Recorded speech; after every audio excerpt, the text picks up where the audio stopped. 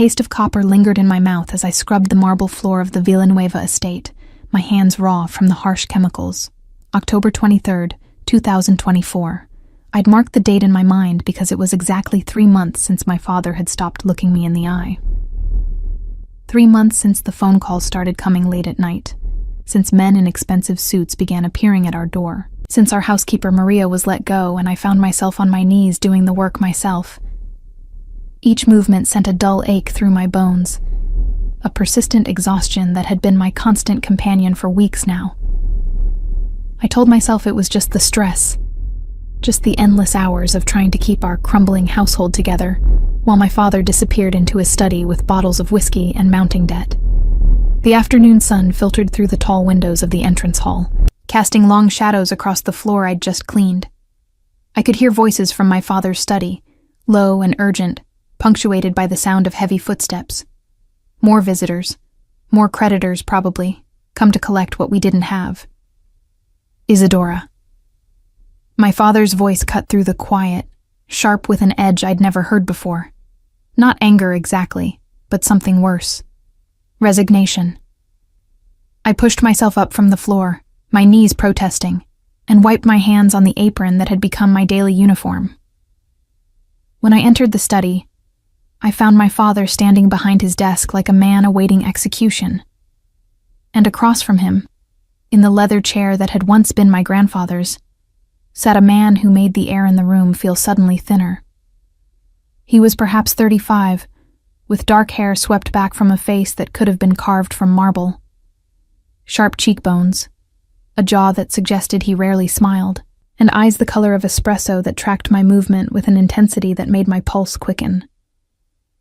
His suit was black and perfectly tailored, the kind of garment that cost more than our household staff's yearly wages used to be. A gold watch caught the light at his wrist, understated but undoubtedly expensive. But it was his presence that truly arrested me. He sat with the casual confidence of a man who owned everything he surveyed, one leg crossed over the other, his hands resting calmly on the arms of the chair. This was not a creditor. Creditors were nervous, aggressive, desperate. This man was none of those things. He was something far more dangerous. "Papa?" I kept my voice steady despite the sudden fear crawling up my spine. "Isadora, this is Lorenzo Cavallero." My father's voice shook slightly. "He's come to discuss the matter of my debt." Lorenzo Cavallero. The name triggered a cascade of memories, whispered conversations I'd overheard, warnings from Maria before she'd left. The Cavalleros were not simply wealthy. They were power itself, their influence extending through every shadow of the city. And if the rumors were true, they owned half the judges, most of the police, and all the fear that kept people in line. "Mr. Cavallero." I managed a slight nod, my mind racing. How much did my father owe? And to these people of all people? "Miss Villanueva." His voice was deep, controlled, with the faintest trace of an Italian accent that softened certain consonants. He didn't stand, didn't extend his hand. He simply watched me with those dark, calculating eyes. "Your father has been explaining his situation to me. It's quite complicated." Complicated. The word hung in the air like smoke. "Isadora," my father began, and I heard the break in his voice, the sound of a man about to do something unforgivable. "Mr. Cavallero has been very patient with me, very generous, but the time has come to settle accounts." "How much?" I asked, looking directly at Lorenzo for the first time, forcing myself not to look away from that penetrating gaze. $2 million. Lorenzo said it casually, as if discussing the weather. Plus, interest accumulated over 18 months. The number hit me like a physical blow. 2 million. We didn't have 2,000. The house was already mortgaged to the ceiling. My mother's jewelry had been sold months ago, and the cars, the art, everything of value was long gone. I don't have it. My father's voice was barely a whisper. But I have a proposal, a guarantee. Something cold settled in my stomach. The way Lorenzo's eyes hadn't left my face since I'd entered the room. The way my father couldn't meet my gaze. The terrible logic of our situation clicking into place. No. The word escaped before I could stop it. Isadora, please. My father finally looked at me, and what I saw in his eyes was worse than any anger. It was pleading. It's temporary. Just until I can restructure the business, sell the properties. 6 months, maybe a year. You're offering me as collateral. I stated it flatly, needing to hear the truth spoken aloud. Lorenzo leaned forward slightly, his expression unreadable. Your father owes a debt he cannot pay. In our world, there are consequences for such situations. But I'm a reasonable man. Instead of seizing assets that would barely cover a fraction of what's owed, your father has proposed an alternative arrangement. An arrangement? My voice was hollow. You mean selling me? Not selling. Lorenzo's voice remained calm, almost gentle, which somehow made it worse. Think of it as insurance. You would stay at my estate, under my protection, while your father works to pay his debt. Once the debt is satisfied, you would be free to return. And if he can't pay? I challenged, my hands curling into fists at my sides. Lorenzo's lips curved into something that wasn't quite a smile. Then we would discuss other arrangements. The future he was offering wasn't freedom. It was ownership with prettier words wrapped around it. I looked at my father, this man who had once seemed so strong, so certain. Now he stood broken behind his desk, unable to even defend his own daughter from being bargained away like property. I need to think about this. I heard myself say, though we all knew there was no real choice. Men like Lorenzo Cavallero didn't make offers that could be refused. Of course. Lorenzo stood then, his movements fluid and controlled. He was tall, I realized, at least 6 feet, with the build of someone who stayed in shape not for vanity but for function. You have until tomorrow evening to decide. I'll send a car at 8. And if I refuse? The question was pointless, but I had to ask it. He stepped closer, close enough that I could smell his cologne, something expensive with notes of cedar and bergamot. His eyes held mine, and I saw nothing soft in them, nothing that suggested mercy or compromise. Then I collect my debt in other ways, he said quietly, ways that would be far less pleasant for your father, and for you, ultimately. At least this way, you have my word that you'll be treated with respect, that you'll be safe. Safe from everything except him. I understand. My throat was tight, but I forced the words out. He studied me for another moment, and I saw something flicker in those dark eyes. Curiosity, perhaps, or calculation.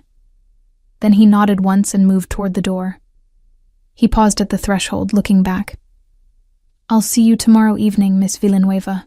Wear something comfortable for the drive, and bring whatever personal items you'll need. My staff will provide everything else. After he left, the room felt larger somehow, as though his presence had been taking up more space than his physical form. My father collapsed into his chair, his head in his hands. I'm sorry, he whispered. Isadora, I'm so sorry. But sorry changed nothing. Tomorrow evening I would get into Lorenzo Cavallero's car and enter a world I'd only heard about in whispers and warnings. A world of power and violence, and men who took what they wanted without asking. I left my father in his study and walked through the house I'd grown up in, seeing it differently now. Every room held memories of a life that was ending. My mother's piano in the music room, untouched since her death 3 years ago. The library where I'd spent countless afternoons lost in books. The garden where I'd dreamed of futures that now seemed impossibly naive.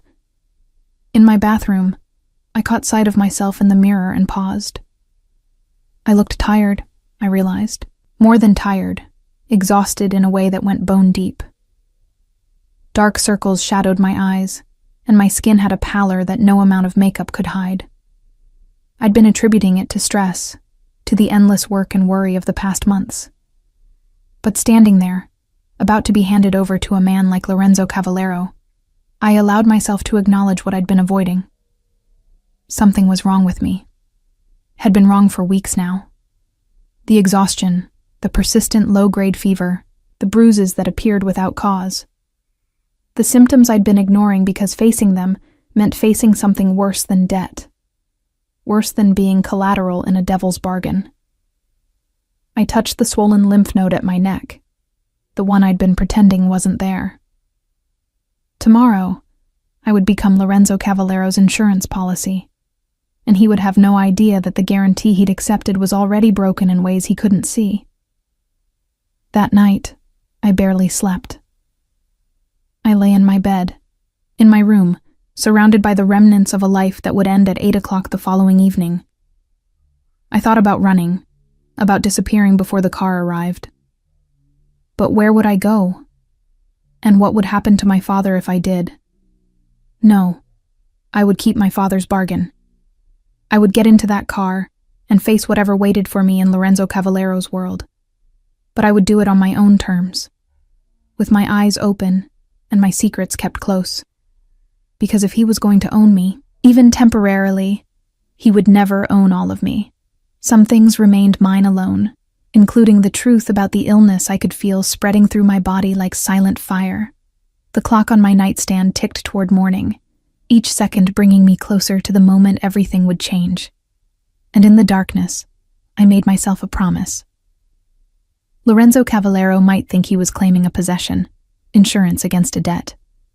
But he was getting something far more complicated than he'd bargained for. He was getting me, and I had no intention of being anyone's guarantee. The car that arrived at precisely 8 o'clock was a black Mercedes S-Class, the kind of vehicle that whispered wealth rather than shouting it.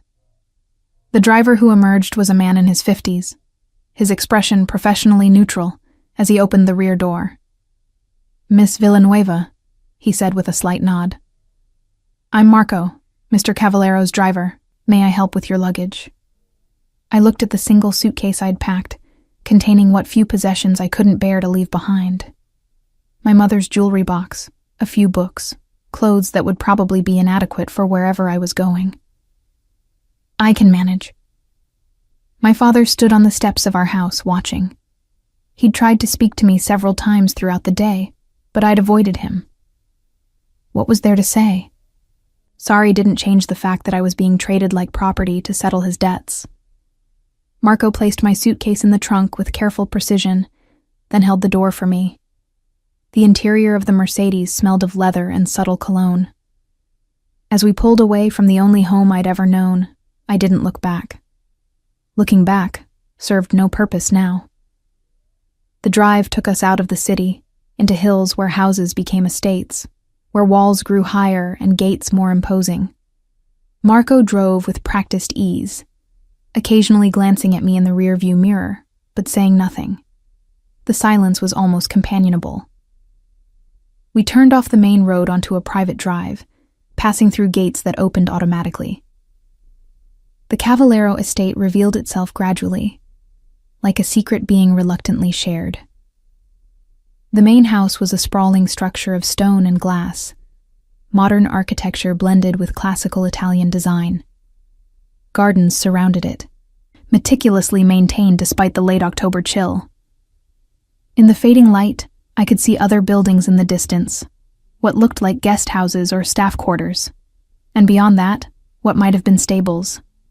This wasn't just wealth. This was empire.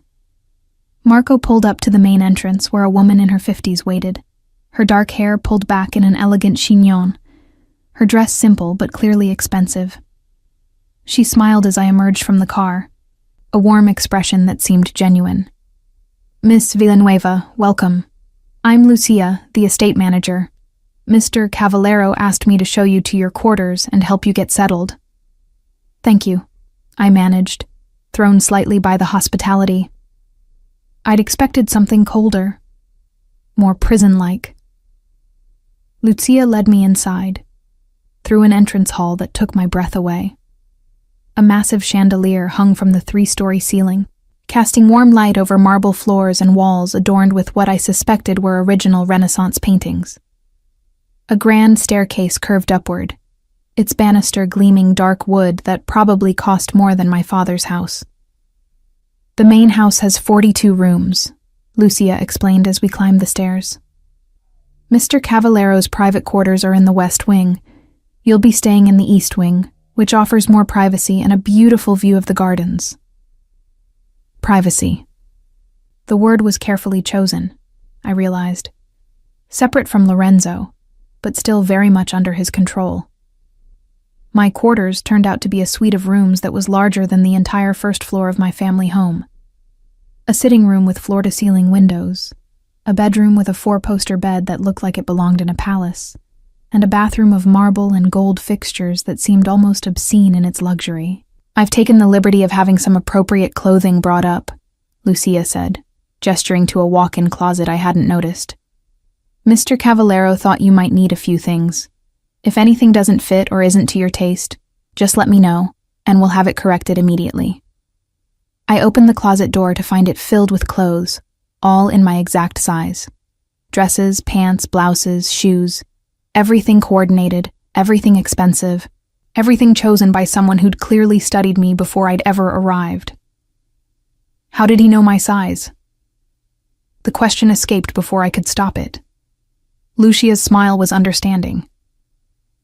"Mr. Cavallero is very thorough in all his endeavors.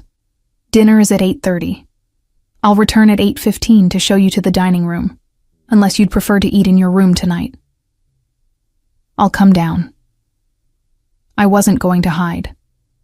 After Lucia left, I explored my gilded cage more thoroughly. The windows didn't lock from the inside, I noticed. The door had no key. The message was clear. I could move within my assigned space, but I wasn't truly free. I changed into one of the dresses from the closet, a simple black sheath that fit perfectly because of course it did. In the bathroom mirror, I studied myself. The dress was elegant, appropriate for dining with a man like Lorenzo Cavallero, but it couldn't hide the signs that concerned me more with each passing day. The shadows under my eyes had deepened, and my skin had taken on a transparency that seemed to reveal every vein beneath. I'd researched my symptoms 3 days ago, finally allowing myself to face what I'd been avoiding. Leukemia. The word had stared back at me from the medical websites with clinical certainty. Acute lymphoblastic leukemia, most likely, given the rapidity of my symptoms. I needed to see a doctor, needed tests, needed treatment. But how could I tell Lorenzo Cavallero that his insurance policy was defective? That the guarantee he'd accepted might not survive long enough for my father to pay his debt? At 8:15 precisely, Lucia returned and led me through corridors lined with more art, more evidence of wealth accumulated over generations. We descended a different staircase and emerged into a formal dining room where a table set for 2 gleamed with crystal and silver. Lorenzo stood by the windows, looking out at the gardens now dark with night. He'd changed from the black suit into something more casual, but no less expensive. Charcoal slacks and a white shirt with the sleeves rolled to his elbows. When he turned at our entrance, I saw him properly for the first time in good light. He was devastating.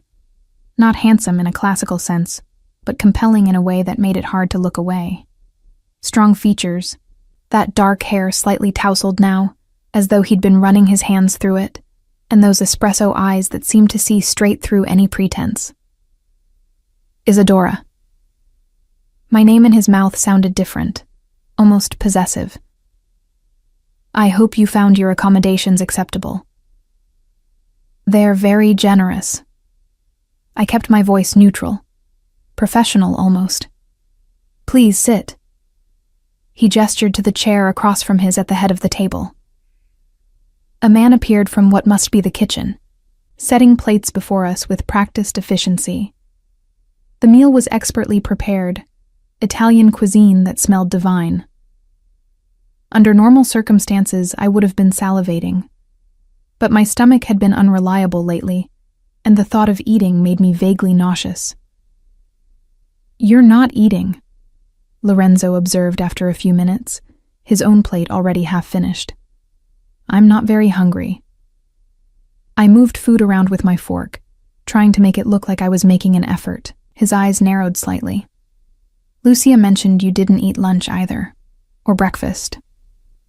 So I was being watched, reported on. Of course I was." "I'm fine," I said. "Just adjusting. To being here, or to the situation in general?" He sipped his wine, still watching me with that unnerving intensity. "Both." I set down my fork, giving up the pretense. "Can I ask you something?" "You can ask. Whether I'll answer is another matter." "What exactly do you expect from me?" "My father said this was temporary, that I'm just insurance." "But what does that actually mean?" Lorenzo leaned back in his chair, considering his words carefully. "It means you live here, under my protection, until your father's debt is satisfied. You'll be treated as a guest, not a prisoner. You'll have freedom to move about the estate, access to anything you need. In return, I expect your cooperation and your presence." "My presence?" The word felt loaded. "At certain social functions, dinners, events. Your father owes money to a dangerous organization, Isadora.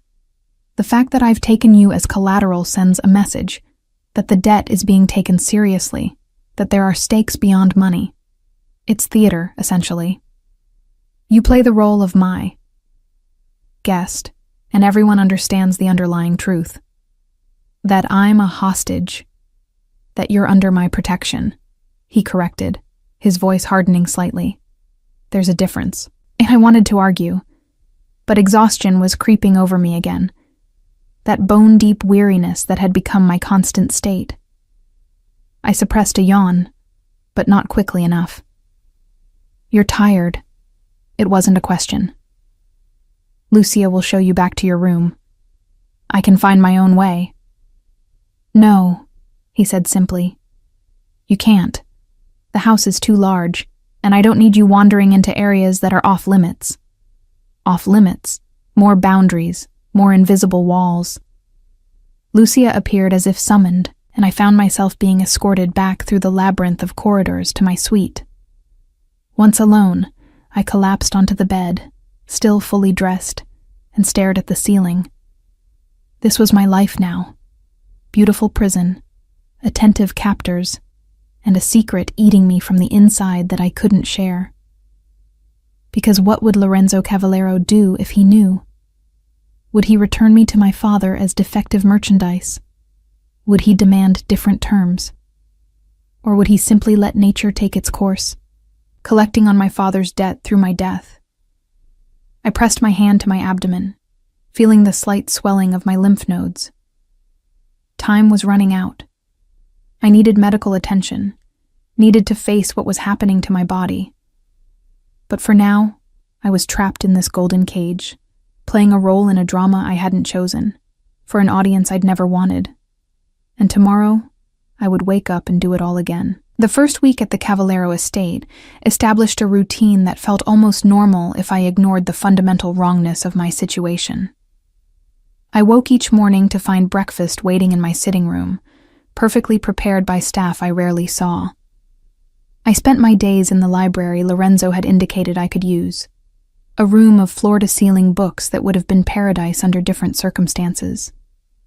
Evenings brought dinner with Lorenzo, formal affairs where we spoke carefully around the truth of what I was to him. He was unfailingly polite, asking about my day, my comfort, my needs. Everything except the question that actually mattered. How did I feel about being his prisoner?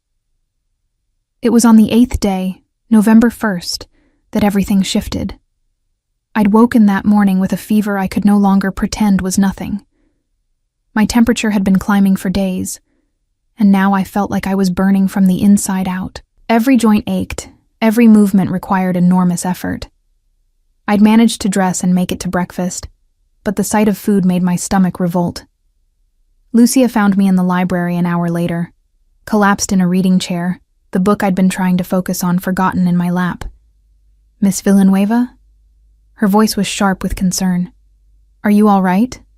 "Fine." The lie was automatic. Just tired. But Lucia was already pressing her hand to my forehead, her expression growing alarmed. "You're burning up. How long have you been feeling ill?" "It's nothing. Just a cold." "This is not a cold." She was already pulling out her phone. "I'm calling Dr. Romano." "No." I tried to stand, but dizziness washed over me and I sank back down. "Please, I just need to rest. Mr. Cavallero needs to know you're unwell." The words sent panic through me. "Don't tell him. Please." But it was too late. Lucia was already speaking rapidly in Italian, her tone urgent. Within minutes, I heard footsteps approaching, the distinctive measured stride I'd learned to recognize. Lorenzo appeared in the library doorway, his expression shifting from mild concern to something sharper when he saw me. He crossed the room in 3 long strides, crouching beside my chair. "How long has she been like this?" He directed the question to Lucia, but his eyes never left my face. "I found her a few minutes ago." "But look at her, Mr. Cavallero. This isn't sudden. She's been sick for a while." His hand came up to touch my forehead, and I flinched at the contact. But his touch was surprisingly gentle, clinical almost, as he checked my temperature, then my pulse at my wrist. "Your heart is racing." He spoke directly to me now. "And you're far too warm. What other symptoms?" I wanted to lie, to deflect, but the fever was making it hard to think clearly. "Fatigue, loss of appetite, some pain." "Where?" "Joints, bones." I hesitated, then continued. "My neck. There are swollen lymph nodes." Something changed in Lorenzo's expression. The clinical assessment gave way to something colder, more calculating. "Show me." With trembling fingers, I indicated the lumps at the sides of my neck, under my jaw, in my armpits, places where my lymphatic system was staging its failing rebellion against whatever was destroying it from within. Lorenzo stood abruptly, pulling out his phone. "Doctor, Romano will be here within the hour. In the meantime, Lucia, help Miss Villanueva to her room." "I don't need a doctor," I protested weakly. "You don't get to make that decision." His voice was flat, brooking no argument. "You're under my protection, which means I'm responsible for your health. Whatever this is, we're going to find out." A Dr. Romano arrived 45 minutes later. A distinguished man in his 60s with the kind, tired eyes of someone who'd seen too much suffering. He examined me thoroughly in my room, Lorenzo standing by the window, his presence a constant pressure even though he said nothing. The doctor took blood samples, checked my vitals, palpated the swollen lymph nodes with expert fingers. When he was finished, he packed his medical bag with careful precision, then glanced at Lorenzo. "I'll need to run these tests at the lab, but given the symptoms, the swollen lymph nodes, the fever, the bone pain." He paused, choosing his words carefully. "We should consider the possibility of a hematological disorder." "Speak plainly." Lorenzo's voice was cold. "Leukemia, potentially, but I won't speculate until we have the test results. I'll rush these through. We should have answers by tomorrow afternoon." After Dr. Romano left, silence filled the room. I lay in the massive bed, feeling small and exposed, while Lorenzo remained by the window, his back to me. When he finally spoke, his voice was carefully controlled. "How long have you known?" "I suspected for a few weeks, before I came here." "And you said nothing?" Still he didn't turn around. "You let your father offer you as collateral when you knew you were sick." "I didn't know, not for certain. And what was I supposed to do? Tell you? So you could refuse the arrangement and destroy my father instead? He did turn then, and the look on his face made my breath catch. It wasn't anger exactly, but something more complex. Betrayal, perhaps, or calculation. Do you understand what this means, Isadora? If you have leukemia, if you're seriously ill, the arrangement your father proposed is void. Defective collateral. So you'll send me back? I forced myself to meet his eyes. Return the broken merchandise? Is that what you think I am? His voice was soft, dangerous. That I'd throw you out because you're sick? I don't know what you are. The fever was making me bold, stripping away the careful politeness I'd been maintaining. You took me as payment for a debt. You keep me here like a prisoner in a golden cage. You say it's protection, but it's still captivity.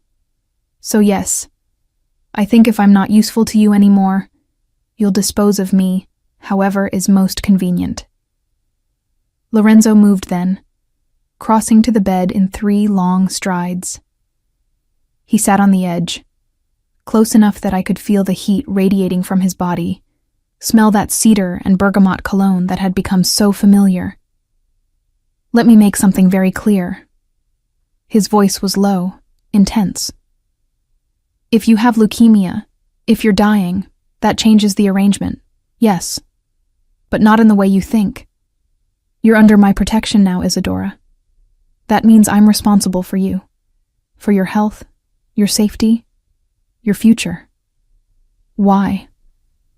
The question escaped as barely a whisper. Why would you care? He studied me for a long moment, something unreadable moving behind those dark eyes. Because despite what you think, I'm not a monster. And because... He paused, seeming to choose his words carefully. Because in the 8 days you've been here, you've impressed me. You're strong, intelligent, defiant, even when you're terrified. That's rare. I don't often encounter people who surprise me. So I'm interesting to you. That's why you'd help? Partly. He reached out, his fingers gentle as they brushed the swollen lymph node at my neck. And partly because letting you die would be a waste. If the tests confirm leukemia, we'll get you the best treatment available. Dr. Romano is excellent, but we have access to specialists at Milan, specialists who've treated this before and won. I can't afford that kind of care. You don't need to afford it. I'll cover all costs. Adding to my father's debt. No. He withdrew his hand. Consider it a separate arrangement. You need treatment? I can provide it. In return, you'll continue to fulfill your role here while you're able. When you're in treatment, we'll adjust accordingly. It was surreal, sitting in this opulent bedroom, discussing my potential death with a man who'd claimed me as property barely a week ago. And yet, beneath the transactional language, I sensed something else. An unexpected protectiveness, a determination that seemed to go beyond mere self-interest. Why? I asked again. Really why? Lorenzo stood, moving back to the window, putting distance between us. When he spoke, his voice was quiet, almost reflective. My mother died when I was 15. Cancer. Ovarian cancer that wasn't caught until it was too late. I watched her fade over 6 months, watched my father move heaven and earth trying to save her. He spent millions, called in every favor, flew in specialists from around the world. But it wasn't enough. He turned to face me, and I saw something vulnerable in his expression for the first time. I swore then that I would never be helpless like that again, that if I ever had the power to save someone, I would use it. So yes, Isadora, if you're sick, if you need treatment, I'll make sure you get the best available. Not because you're collateral or because of your father's debt, but because I can. Because I won't watch another woman die when I have the resources to prevent it. The honesty in his words struck me like a physical blow. This was the man beneath the power, beneath the careful control. A son who'd lost his mother too young, who'd turned that loss into a driving need to never be powerless again. Thank you. I whispered. He nodded once, then moved toward the door. Get some rest. We'll have answers tomorrow. Lorenzo? I called his name before I could stop myself. He paused at the threshold, looking back. If it is leukemia, if I need treatment, I don't want to die. You won't. The certainty in his voice was absolute. I promise you, Isadora, whatever it takes, you won't die. Not on my watch. After he left, I lay in the darkness, processing everything that had been revealed. Lorenzo Cavallero, the man who'd claimed me as insurance, who operated in shadows and wielded power like a weapon, had just promised to save my life. Not because he had to, but because he'd chosen to. And somehow, I believed him. The test results came back on November 3rd at 2 o'clock in the afternoon. Dr. Romano delivered them personally, his expression grave as he sat across from me in the library where Lorenzo had insisted we meet. Lorenzo stood by the fireplace, his posture rigid, his face an unreadable mask. Acute lymphoblastic leukemia, Dr. Romano said without preamble. Your white blood cell count is severely elevated, and your platelet count is dangerously low. Based on the progression of symptoms, I'd estimate you've had this for at least 2 months, possibly longer. The words settled over me like a shroud. I'd known, had suspected, but hearing the diagnosis spoken aloud made it terrifyingly real. Treatment options? Lorenzo's voice was clipped, businesslike. Aggressive chemotherapy, starting immediately. The standard protocol is induction therapy to achieve remission, then consolidation and maintenance phases. We're looking at intensive treatment for several months, possibly a year or more depending on how she responds. Success rate? For someone Isadora's age, approximately 70% achieve remission with treatment, but we need to act quickly. Every day we delay, the cancer progresses. I found my voice. And without treatment? Doctor. Romano's expression was compassionate but honest. Without treatment, you have perhaps 3 to 6 months. With treatment and a bit of luck, you could live a normal lifespan. 3 to 6 months. The timeline echoed in my head, making the room spin slightly. We start immediately. Lorenzo's decision was instant, absolute. What do you need? Over the next hour, Dr. Romano outlined the treatment plan. Lorenzo listened with intense focus, asking sharp questions about protocols, side effects, success rates. He made calls, pulling strings I didn't fully understand, arranging for specialists to consult, for a treatment facility to be prepared. When Dr. Romano finally left, I sat in stunned silence, trying to process the enormity of what was happening. Lorenzo poured himself a whiskey, then offered me water, which I accepted with trembling hands. You don't have to do this, I said quietly. The treatment will cost hundreds of thousands of dollars. You could just let me go home. Let my father deal with it. Your father doesn't have the resources to save you. Lorenzo sat across from me, his eyes intense. And I meant what I said, Isadora. You're not dying. Not if I can prevent it. But why? I'm nothing to you. You're not nothing. His voice was firm. You're under my protection. That means something in my world. It means everything. The next days passed in a blur of preparation. A room on the estate's second floor was converted into a private treatment facility, equipped with everything Dr. Romano specified. Nurses were hired, specialists consulted. Lorenzo moved through it all with the same focused intensity he probably applied to his business dealings, treating my survival as a problem to be solved through sheer force of will and unlimited resources. On November 7th, I started my first round of chemotherapy. I'd read about the side effects, had tried to prepare myself mentally, but nothing could truly prepare you for the reality of having poison pumped into your veins. The nausea was immediate and overwhelming. Within hours, I was violently ill, my body rejecting the chemicals meant to save it. Lorenzo stayed. I hadn't expected that. I'd assumed he would delegate my care to the medical staff he'd hired, would check in occasionally but maintain his distance. Instead, he pulled a chair into my treatment room and sat there, working on his laptop, making calls in low tones, but always present. "You don't have to stay." I managed between bouts of nausea. This isn't pleasant to witness. Neither is watching someone fight for their life alone. He didn't look up from his screen. "Get used to my presence, Isadora. I'm not going anywhere." The first week of treatment was hell. My hair began falling out in clumps by day 5. The nurse who was helping me bathe discovered it first, her gentle hands pulling away strands that came loose at the slightest touch. I'd known it would happen, but the reality of seeing my dark hair littering the bathtub drain made something break inside me. I cried for the first time since arriving at the estate. Great, heaving sobs that racked my weakened body and left me gasping.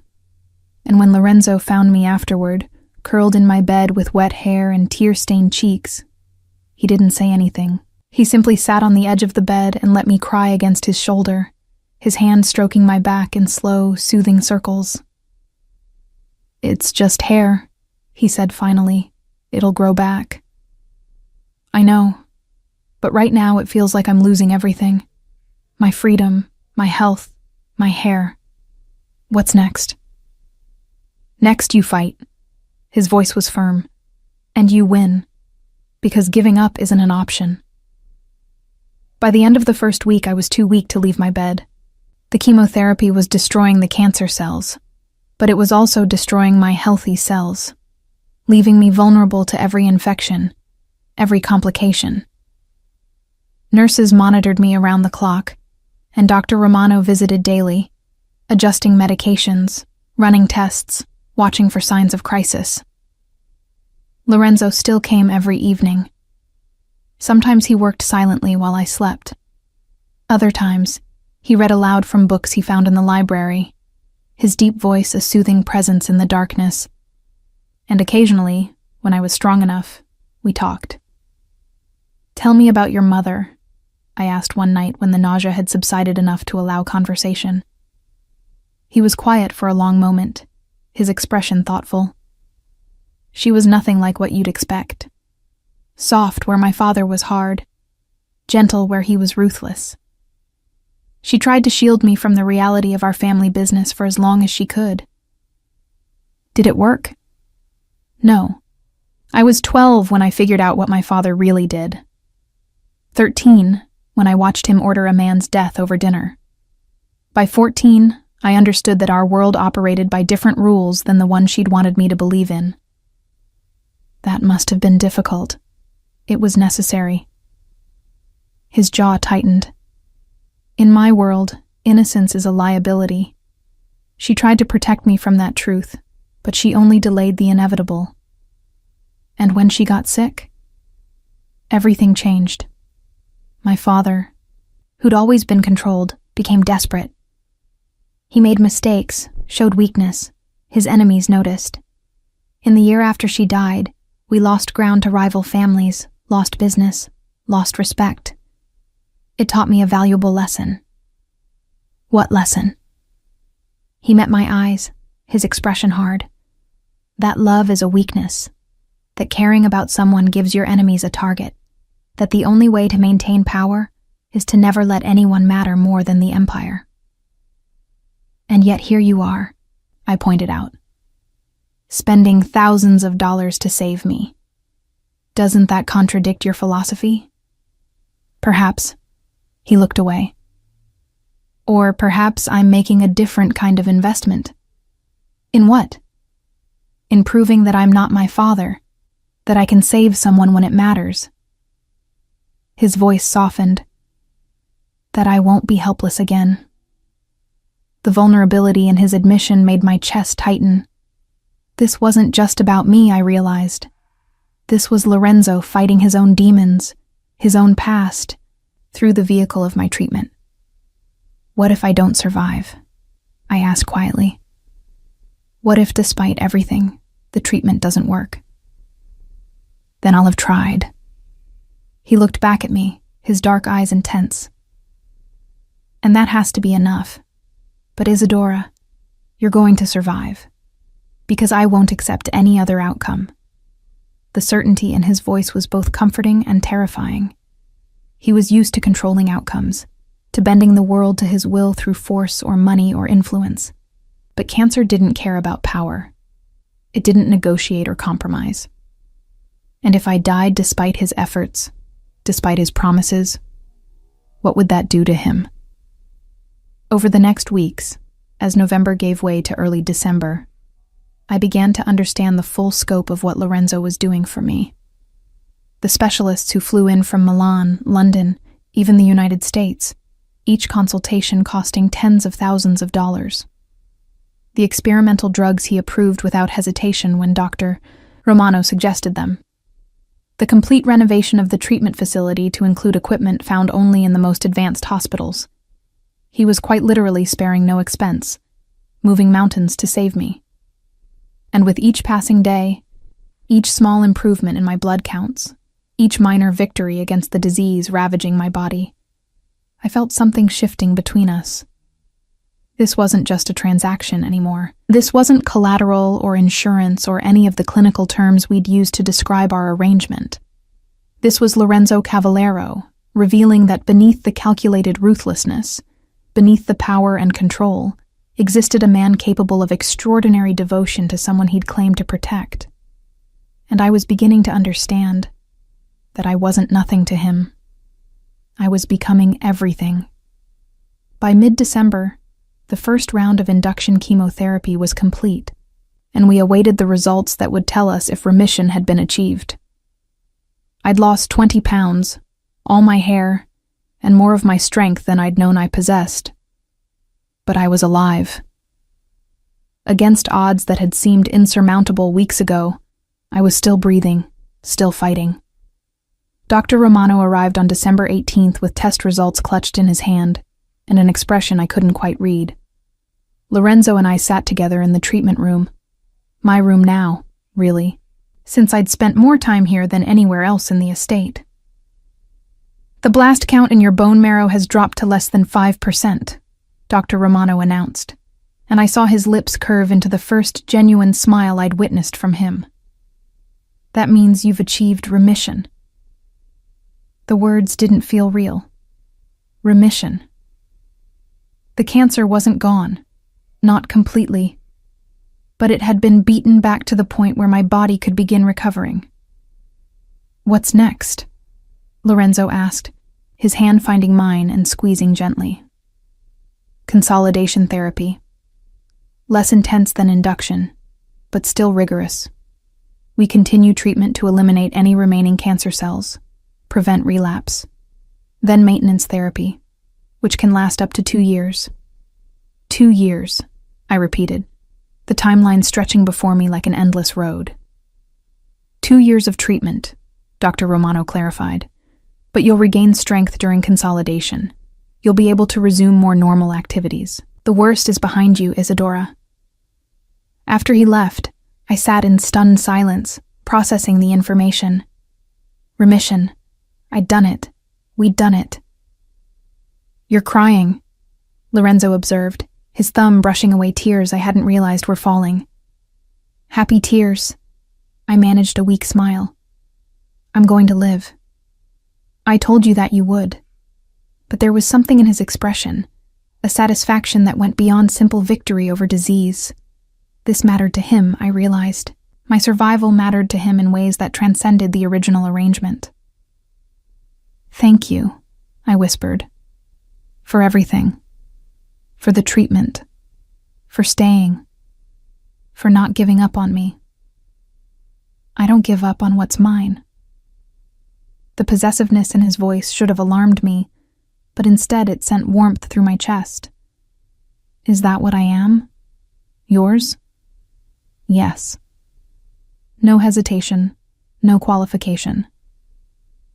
"You've been mine since the moment your father offered you as collateral. But now..." He paused, seeming to search for words. "Now it's different."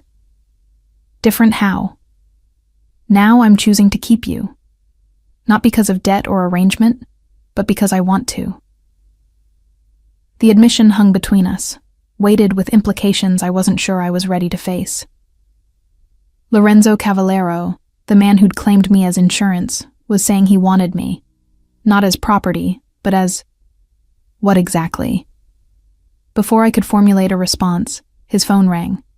He glanced at the screen, his expression darkening. I need to take this. He stood, stepping into the hallway. But even through the partially closed door, I could hear his voice rising, sharp with anger I'd never heard directed at me. What do you mean he's making moves against the Castellano territory? That violates our agreement. No, I don't care what he thinks my priorities have been. The business continues as always. Yes, I'm aware that I've been spending time away from the office. That doesn't change. He fell silent, listening to whoever was on the other end. When he spoke again, his voice was cold, dangerous. Tell Marcello that if he thinks my absence is an opportunity, he's gravely mistaken. I'll deal with this personally. Set up a meeting for tomorrow. He ended the call and returned to the room, but his expression had shifted. The gentle man who'd held my hand moments ago had been replaced by the dangerous crime lord who commanded an empire. Is everything all right? I asked, though clearly it wasn't. Business complications. He sat back down, but tension radiated from him. Nothing for you to worry about. Lorenzo, I heard you on the phone. Someone thinks you're weak because you've been here with me. Let them think what they want. His voice was hard. They'll learn otherwise soon enough. But if I'm causing problems for you, if my treatment is affecting your business... Stop. He cut me off. This is not your concern. My business, my enemies, my problems to handle. Your only job is to get better. But it was my concern, because I was the cause. For weeks, Lorenzo had been prioritizing my treatment over his empire, spending time at my bedside instead of intimidating rivals or managing his operations. And now, someone named Marcello was testing the boundaries, seeing if Lorenzo's focus elsewhere meant opportunity. Over the next days, I noticed changes. Lorenzo still visited daily, but his stays were shorter, interrupted by urgent calls and unexpected departures. The easy conversations we'd developed gave way to terse updates and distracted silences. I could see the weight of his dual responsibilities pressing on him, maintaining his empire while refusing to abandon my treatment. On December 23rd, Lucia brought dinner to my room with an expression that suggested she had news. Mr. Cavallero won't be joining you this evening, she said as she set up the tray. He's had to travel to Milan on urgent business. Milan? It was the first time Lorenzo had left the estate since my treatment began. There was an incident. Mr. Cavallero's presence was required to resolve it. An incident. Code. I was learning. For violence. For the enforcement of power through means I was probably better off not knowing. He was gone for 3 days. 3 days during which I progressed through the early stages of consolidation therapy, regaining strength slowly but steadily. 3 days during which I had too much time to think about what I was costing him, what my presence was demanding from a man who'd built his power on appearing invulnerable. When Lorenzo returned on the evening of December 26th, he looked exhausted. Not physically tired exactly, but worn in a way I'd never seen.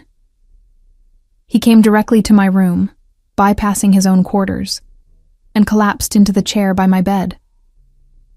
"You're back," I said unnecessarily. "I'm back."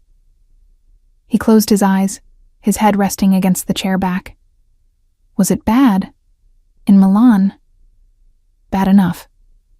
He opened his eyes, looking at me with an expression I couldn't quite read. Marcello thought my absence from daily operations meant weakness. He tried to move against one of our territories, take over distribution in the north. What happened? I made it very clear that my priorities haven't changed, that anyone who mistakes mercy for weakness will regret it. His voice was flat, empty of emotion. 3 of his men are in the hospital. He won't be making that mistake again. I absorbed this, understanding the violence implied but not stated. This was the reality of Lorenzo's world, the cost of the power he wielded. And by being here, by requiring his time and attention, I'd inadvertently created a vulnerability his enemies were trying to exploit. "You should go back," I said quietly.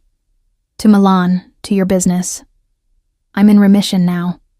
I don't need you here every day." "Is that what you think?" He sat up, his dark eyes intense. "That I'm only here out of obligation? I think you're trying to run an empire while babysitting a sick woman, and it's not sustainable." "Babysitting," he laughed, but there was no humor in it. "Is that what you think this is? What else would you call it?" He stood, crossing to the bed in 2 long strides. His hands framed my face, gentle despite the intensity in his expression. "I call it choosing you. Every day, every moment. I call it deciding that for the first time in my life, something matters more than power or territory or what my enemies think." His thumb traced my cheekbone, the gesture achingly tender. "You matter more, Isadora. Your life, your health, your future. That matters more than all of it." "Lorenzo." "No, let me finish." His voice was fierce. "You asked me once why I was doing this. I told you it was about not being helpless like when my mother died. And that was true, partly. But it's more than that now. You've become essential. The thought of losing you, of failing to save you, it's unbearable. So yes, I'm managing both my empire and your care. Yes, it's complicated and difficult, and causing problems I'll have to address. But I'm not walking away from you.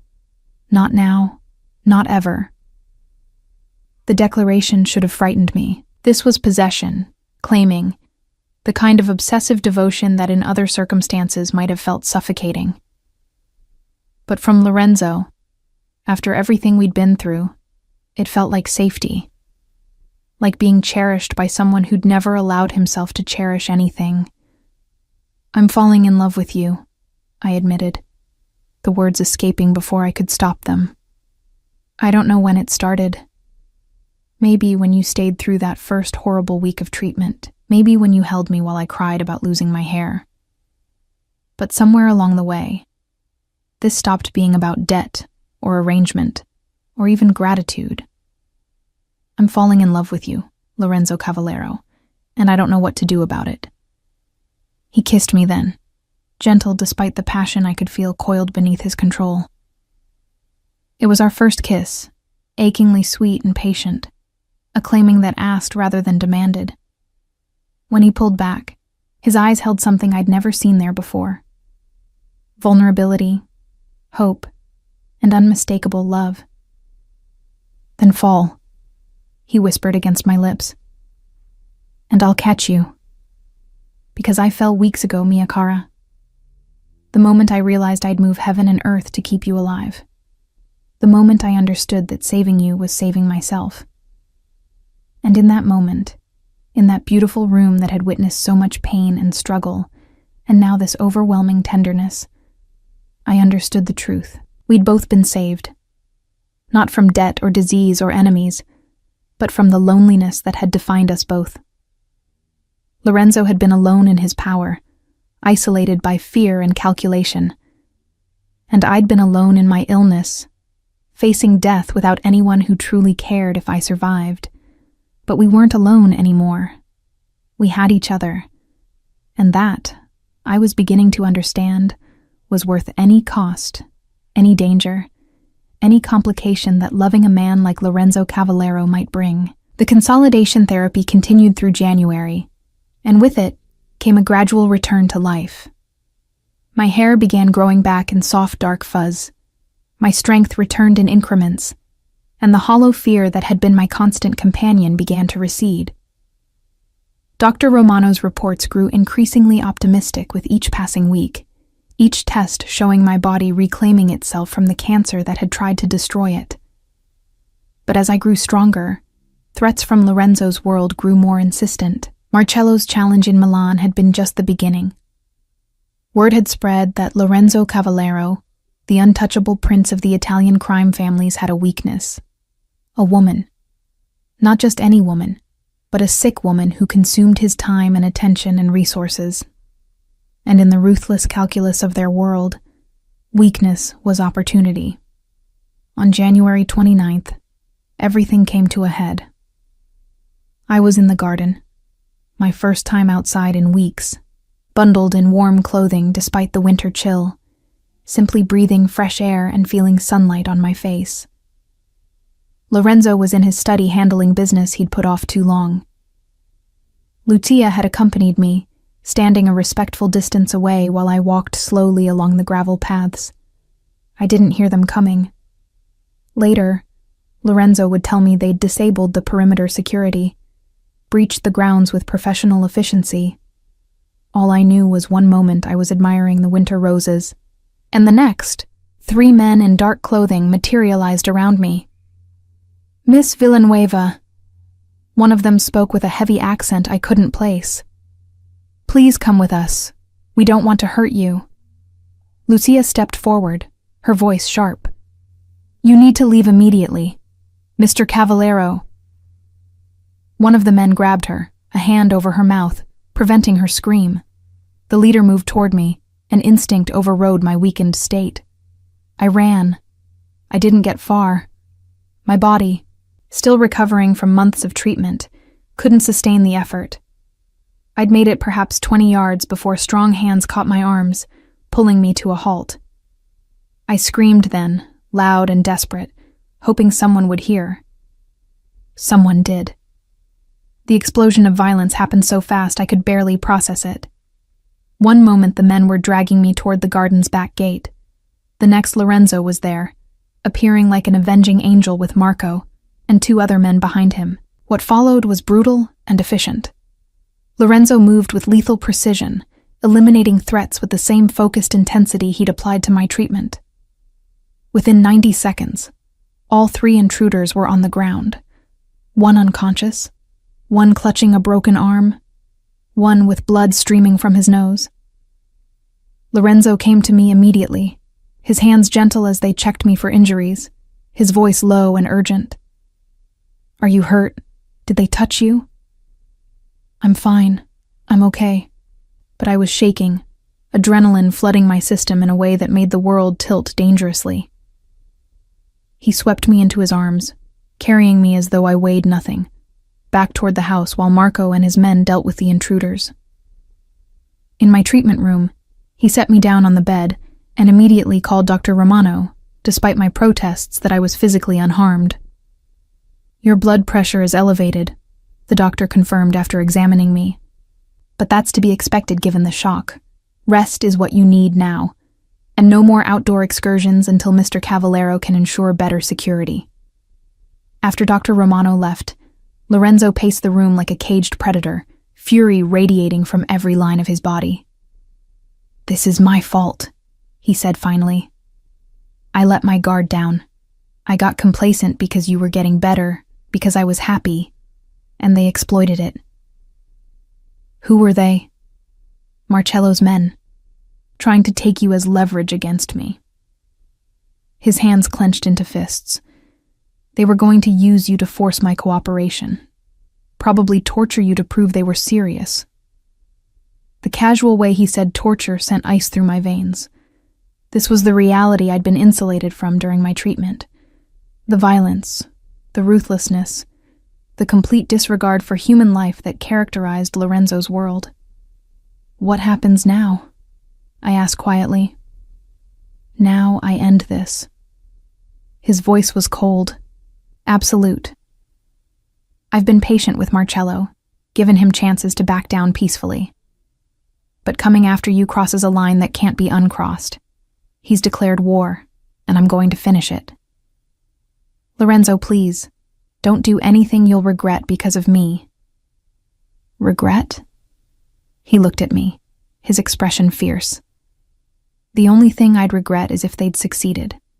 If they'd taken you from me, hurt you, used you as a weapon against me. That I couldn't survive. Over the next 3 days, Lorenzo waged his war.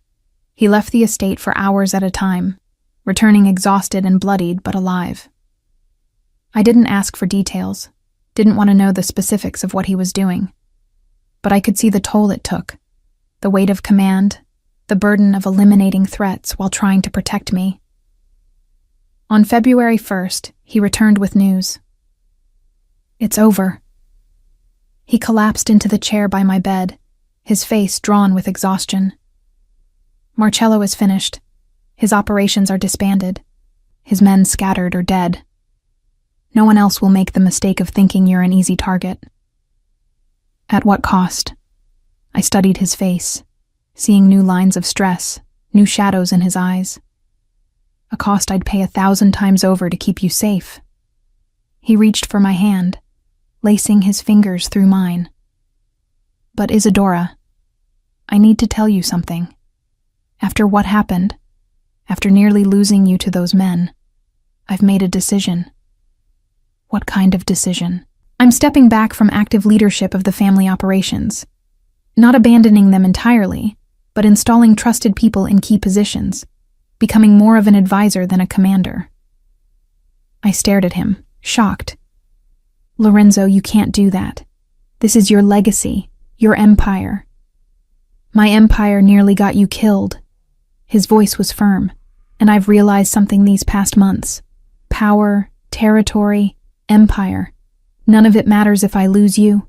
You matter more. Your life, your health, our future together. That matters more than all the rest combined. But what will you do? Focus on the legitimate businesses. The real estate holdings, the investments, the companies we've acquired. There's an entire empire there that doesn't require violence or constant vigilance. And it means I can be present. For you. For your continued treatment. For whatever life we build together. Tears welled in my eyes, understanding the magnitude of what he was offering.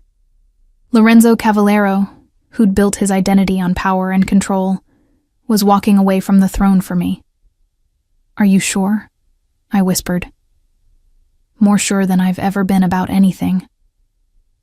He moved to sit beside me on the bed, his arms gathering me close. You've given me something I never thought I'd have, Isadora. Hope. A reason to want more than power and fear. A future that doesn't end in violence or betrayal. I love you, and I choose you over everything else. I love you too. I pressed my face against his chest, feeling his heartbeat steady and strong beneath my cheek. I choose you too. Then choose this. He pulled back slightly, reaching into his pocket. When he opened his hand, a ring glinted in the soft light, a simple platinum band with a single perfect diamond. Marry me. Not because of debt or arrangement or any of the reasons that brought us together, but because I love you and I want to spend whatever time we have building a life together. Yes. The word came without hesitation, without doubt. Yes, I'll marry you. He slid the ring onto my finger, and it fit perfectly, just like everything else he'd provided. Then he kissed me, and in that kiss was everything we'd survived, the fear, the pain, the desperate fight for my life, and his devotion that had never wavered. 3 months later, May 2025, the villa Lorenzo had found sat on the coast of Liguria, far from the machinations of his former empire. It was smaller than the estate, but perfect in its simplicity. White stone and terracotta tiles, gardens that spilled down toward the Mediterranean, and most importantly, complete privacy. I stood on the terrace, feeling the warm May breeze on my face, my hand unconsciously moving to touch the soft curls that had grown back darker and thicker than before. Dr. Romano's latest report had been clear. I remained in complete remission, the cancer undetectable, my body healing itself with each passing day. Lorenzo emerged from the house, carrying 2 glasses of wine. He'd changed too. No longer the sharp-suited crime lord, but a man in linen pants and a white shirt, his hair slightly tousled by the wind, his expression more relaxed than I'd ever seen it. "What are you thinking about?" He handed me a glass, though I'd only allowed to have small amounts given my continued maintenance therapy. "How strange life is." I leaned against him as his arm came around my waist. 6 months ago, I was dying. My father had sold me to pay his debts, and I was terrified of you. And now? Now I'm alive because of you. My father's debt has been forgiven. Lorenzo had done that too, wiping the slate clean as a wedding gift. And I'm married to the man I love more than anything. "Do you miss it?" he asked quietly. "The estate, the wealth, the power." "No." I turned to face him, cupping his face in my hands. "I don't miss any of it. This, right here, this is all I need. You, me, this simple life. It's perfect. Even knowing what I was, what I did. I know who you are, Lorenzo. All of you. The darkness and the light. And I love all of it. Because that darkness protected me when I needed it. That ruthlessness fought for my life when I was too weak to fight for myself. You're not just one thing. You're everything. And you're mine. Always yours." He kissed me gently. "Mia cara, my life, my heart, my salvation." We stood there as the sun set over the Mediterranean. Two people who'd been brought together by debt and desperation, who'd survived disease and violence and the dangers of a world most people never glimpsed. We'd paid our costs in pain and fear and transformation, but we'd won. Against all odds, against cancer and enemies, and the darkness that had defined Lorenzo's life, we'd won. And the prize was this: simple peace, quiet love, and the promise of tomorrow. Lorenzo had abandoned his throne for me, and I'd fought back from death for him. Together, we'd found something neither of us had thought possible: redemption, healing, and a love strong enough to rewrite both our stories. The girl who'd been delivered as collateral was gone. The crime lord who'd never allowed himself weakness had disappeared. In their place stood two people who'd learned that sometimes the greatest power isn't control or empire. Sometimes the greatest power is choosing love, even when it costs you everything else, especially then.